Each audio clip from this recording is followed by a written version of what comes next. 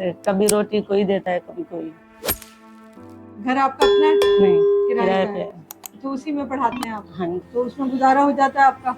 बड़ी और मुश्किल से। उनका क्या मामला हुआ? अभी तक नहीं पता कि वो कहाँ है। नशा करते थे? ऐसे समझ ले, कभी शराब पीता था, कभी चरस, कभी क्या कभी क्या। चले गए घर से? ये छोटा सा था, मुझे छोड़ के ये चले गए। खातून अकेली है, हाफजा है, शौहर इनको अरसा हो गया छोड़ के चले गए, एक ये मासूम सा बच्चा है।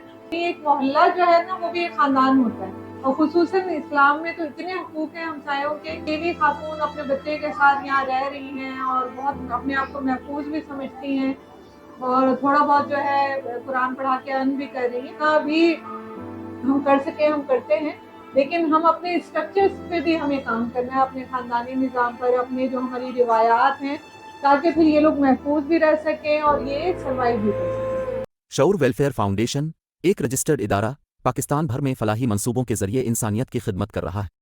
सदक़ात, ज़कात और अतियात के लिए डिस्क्रिप्शन में फॉर्म का लिंक मौजूद है। अतिया करें और खैर बांटें।